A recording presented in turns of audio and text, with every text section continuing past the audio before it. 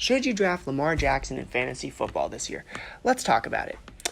Guys, we all know who Lamar Jackson is. Lamar Jackson is without a doubt, absolutely locked in QB1.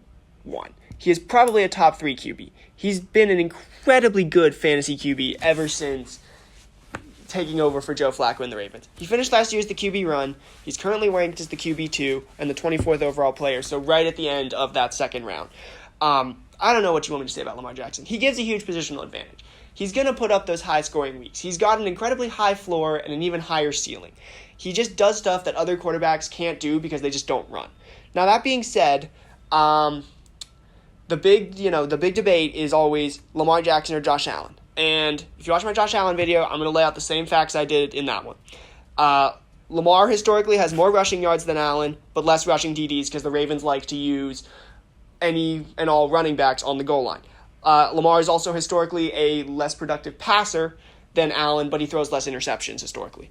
Lamar was really good this last year. Like, he was better than Allen. But I do think that there's no real difference between them. Like, I don't hate Lamar being ranked lower than Allen. I don't think Lamar should be ranked higher than Allen. I just think that they're about the same overall.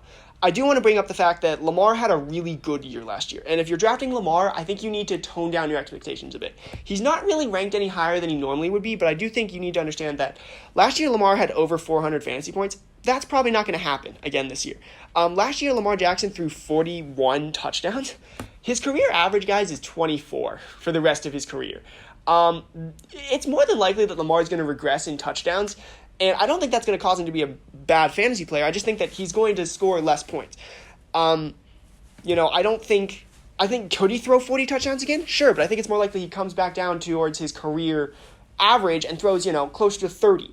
It's also important to note that, and then, with this, that could lead to Lamar being a little more like 2023 Lamar, who I think has been buried by the incredible season Lamar had, where in 2023, Lamar was a little inconsistent. He had games where he had a stretch where for 3 weeks, 3 out of the 4 weeks, he had less than 10 points. And I think that, if Lamar comes back down a little bit, we could start to see, either less points per week average or just a few inconsistent weeks.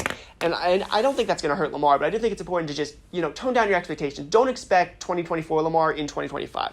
But, if you're going to draft Lamar, you're getting an elite quarterback prospect. I personally don't like taking quarterbacks that high, but if you do draft Lamar, I got to give him an A+. He is going to be a top 3 quarterback probably, or an elite quarterback, just because of the rushing.